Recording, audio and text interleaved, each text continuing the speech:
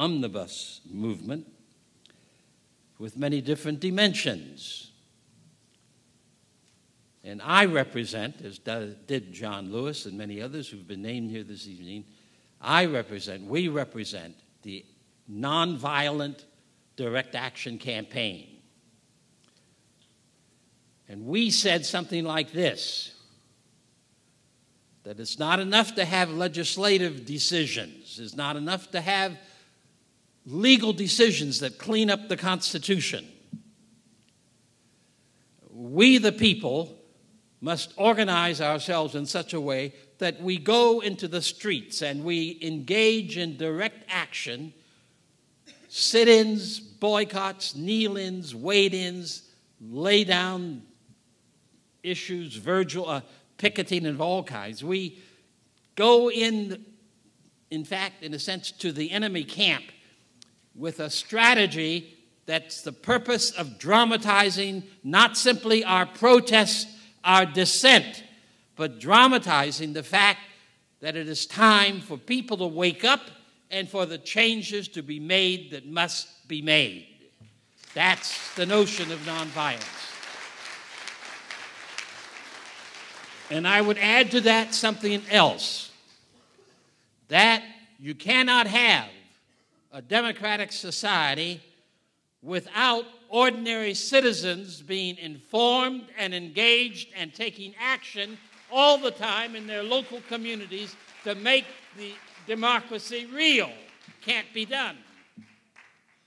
Cannot be done. A democratic society, from my perspective of study and reading, requires an engaged people. And every person has to see himself or herself as one of those who's so devoted to a better society, to doing things justly and truly and beautifully, that they themselves understand what the issues are of their neighbors and they are willing to identify themselves with all their neighbors. That's a part of the power of the nonviolent approach. So, the nonviolent perspective that began with the Montgomery bus boycott in 1955, but every year after that, for 20 years, there was a major campaign that basically pushed the envelope for change in the United States. In 1960, it was the sit-in campaign. 1961, it was the Freedom Ride. 1962, it was the Albany movement. Every single year, where literally millions of people marched, where tens of thousands of people went to jail, where there were actions of different kinds all across the nation, and literally hundreds and hundreds of actions of many different sorts, north, south, east, and west. And I describe to you for one single reason. That is, if our nation, this 315 million people, are to know a future that is full of justice and peace and hope, that kind of campaign must happen again in the 21st century. There's no other way about it. It must happen. And what some of us are still trying to do is to lay the soil for the 21st century nonviolent campaigns that the nation must have. The other thing I want to say about that is this. I've named it. We cannot change our country only by fighting racism. Racism is deeply sexist.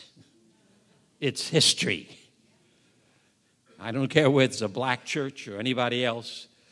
We cannot contend with racism if we will not deal with the sexism. After all, I think it's true. After all, I think it's true that sexism is the first oppression, the oppression of women, more than half of the human population, taking them out of responsibility not only for family life, and home life, and small communities around them, but taking them out of participation fully as equal people in all the matters of public life, is one of the reasons we're not as good a country as we ought to be. And Oakland is not as good as Oakland as it ought to be. That's my perspective on the matter. And we cannot be for dismantling racism and sexism if we're not in favor of dismantling violence. No way for that to happen. Violence and sexism and racism all have the same ideological perspective. That perspective is quite simple. Those three isms believe, well, let me say it a different way. Violence is premised upon the fact and the notion that some people cannot be talked to or treated with compassion and care. They can only be controlled by violence. Sexism says, of course, that women are inferior. They're not in the image of creation. And racism says that certain complexions are what the KKK call mud people and must have been formed by some satanic entity and not by the God of gods, the God who made the heavens and the earth. They still say that in the United States. And then these cannot be tackled if we do not deal with plantation capitalism. That's the kind of economy we have, for the most part, a plantation capital. It began with the expansion of Western civilization from Europe to Africa, to Asia, South America, to North America.